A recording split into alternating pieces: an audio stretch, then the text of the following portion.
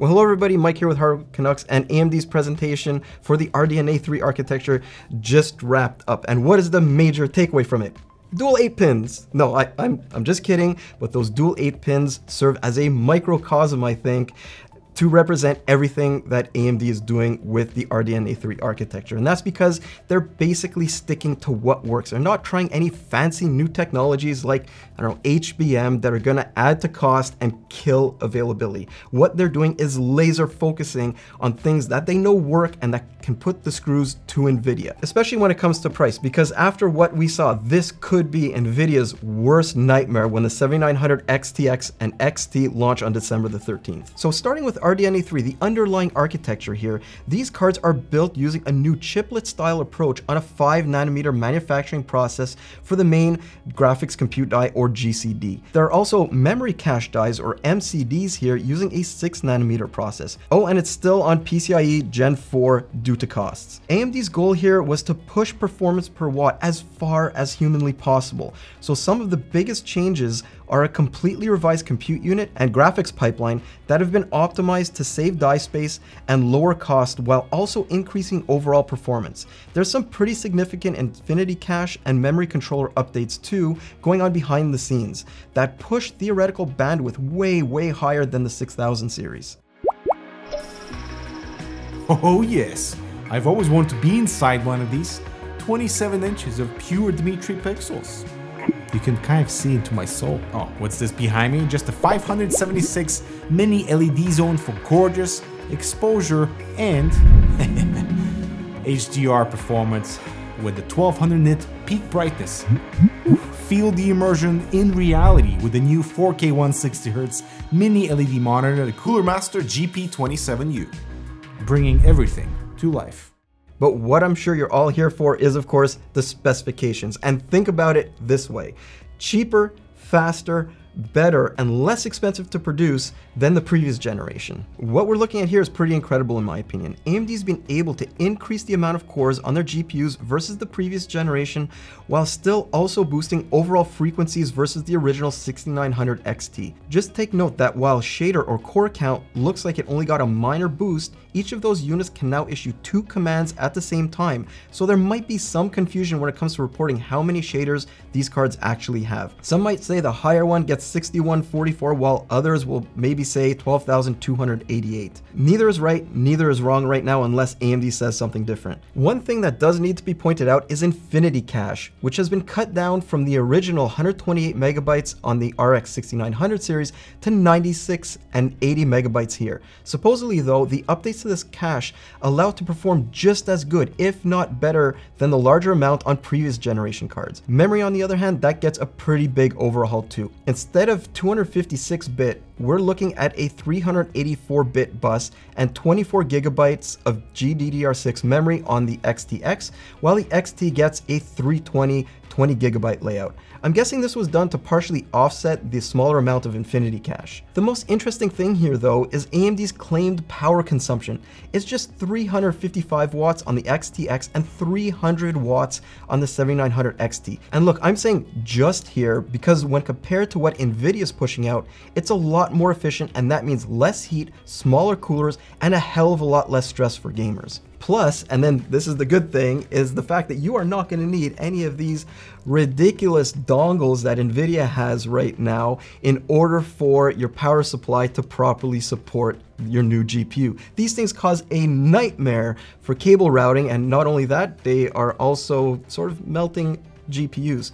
But the biggest thing about this whole presentation is that NVIDIA has been put on notice that maybe, just maybe, they've reached a little bit too far with their pricing for their current generation of GPUs. So what we're looking at is $999 MSRP for the XTX and $899 for the XT. There it is, that's what you need to know. AMD's focus on cutting manufacturing costs mean that they can undercut the RTX 4080 16GB in the high end by a lot too. Plus, this makes it even more interesting when you consider that the RX 6900 series originally launched for more than this too.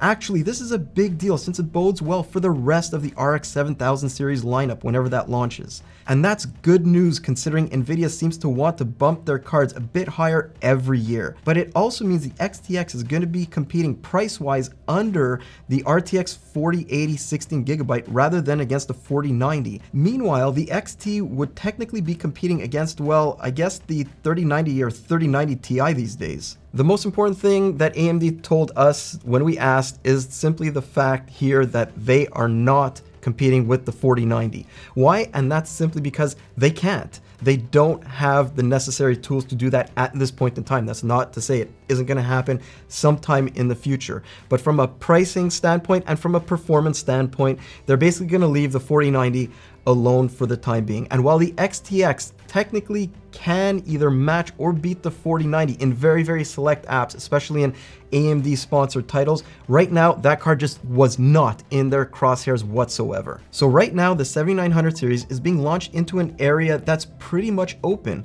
other than a couple of previous gen cards that have received some massive price cuts lately. And speaking of those, GPU prices are falling like stones lately because of excess inventory. So if you're lucky, you can find an RTX 3090 Ti for a cool, yes, it's still ultra expensive, especially now, $1,200, and the RX 6950 XT for significantly less than it was launched for. I'd expect those to fall even more as Black Friday approaches, but I also need to go on a small rant here. What I don't really like seeing is AMD following Nvidia's bad habits by only launching their ultra high-end and frankly unaffordable GPUs first.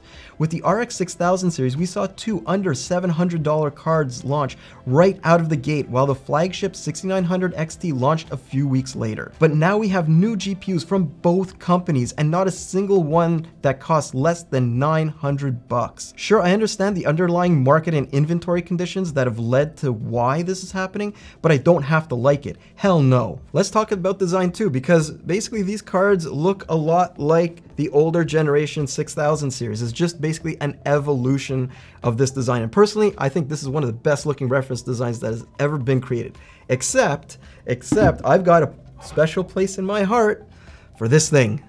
Oh man.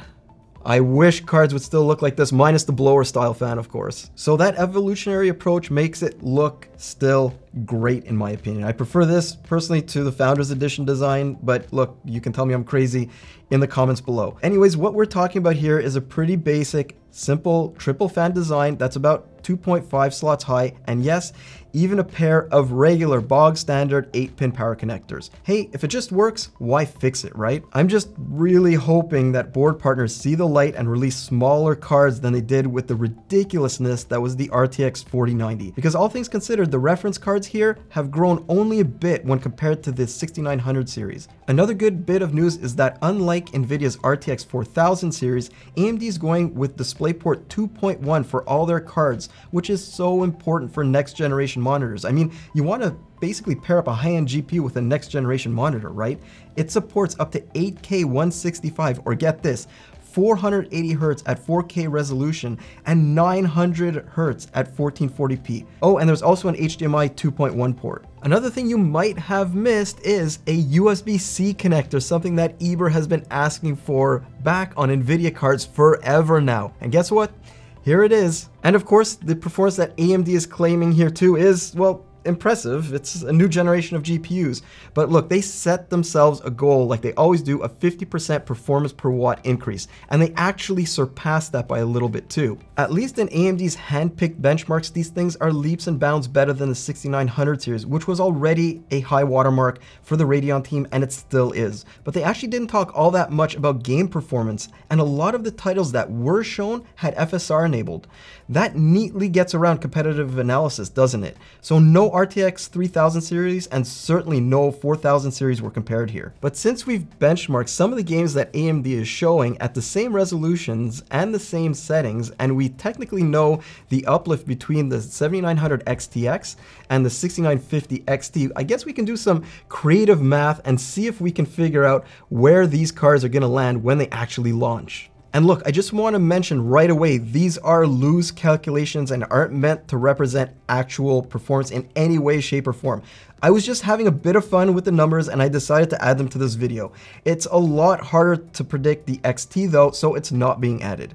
Anyways, Nvidia might be in a spot of trouble here, at least in raster performance, since the 6950 XT was already super competitive relative to its price. And now AMD is boosting its performance by a pretty big amount, so the XTX could conceivably match or beat the 4080 16GB depending on the game while costing less. That's the situation, at least for people who just want a game without any ray tracing. I mean, as we go through these numbers, it's not hard to see why Nvidia decided to nuke the 12GB 4080. But there's one point that keeps on getting brought up over and over again, and that's Nvidia's feature set outside of regular game performance. But the Red Team, they've been making some pretty significant improvements on that front too, because for DLSS, there's FSR and the new FSR 3. For Shadowplay, they've got Radeon Relive, and not only that, you don't have to sign in to a service in order to access that. Then there's NVIDIA Broadcast. Well, there's a bunch of OBS add-ins that are AMD specific that really bring it up to the level of NVIDIA Broadcast as well. But there's one area that NVIDIA does have a significant advantage in still, and that's GPU compute. So many key programs support CUDA these days that making any inroads for AMD has been tough. They still don't support a lot of apps, and the ones they claim to support, like ProRender for Maya, are a year behind despite the community asking for them. Luckily though, we're seeing some amazing advancements from them in programs like Resolve and Premiere. There's also a positive side here. Like NVIDIA, these cards are gonna have dual media engines for encode and decode that operate at a much higher frequency too. Plus, there's support for AV1. What you didn't hear talked about all that much was, guess what? Ray tracing. And look, AMD is going to be making some advances in that area, which is definitely good news. But overall, it just feels like AMD is looking at the slow uptake of RT technologies in games and the performance impact that they actually impart in those games and just basically shrugging their shoulders. Based on the performance we saw with the RX 6000 series, well, they're basically starting at almost nothing and going to something, I guess, because let's be honest, 50% here is a step in the right direction, but there's just no way this will be enough to compete with NVIDIA. And yet, does that really matter to you guys? I'd love to know. To ray trace or not to ray trace? Let me know in the comments below. So I guess that pretty much wraps things up for my coverage of this thing. And I guess I have to say that what AMD did is exactly what people were asking them to. Other than competing with the RTX 4090, competing with that Halo card from NVIDIA. That is not happening, at least not yet. What they have done is increased performance. They didn't go nuclear with their power consumption. They added features and they kept the price under $1,000. And I mean, in this kind of environment, I guess that's the best we can ask for. But I do have a little asterisk, a side note to all of this. The one thing that I was really hoping for personally was those cards under the 7900 series. Maybe just announce them. Let us know that they're coming, because right now there's a big blank in both AMD's and NVIDIA's lineup that, yes, it is taken care of by the older series of cards, but I just want to see what is on the horizon for people who don't have this kind of money to spend. But anyways, maybe that is going to be a 2023 conversation. Actually, I'm pretty sure it's going to be a 2023 and maybe CES conversation. But anyways, I really hope that you enjoyed this quick content. I'm Mike with Hardware Canucks, and I'm going to see you in the next one. Have a good day, guys.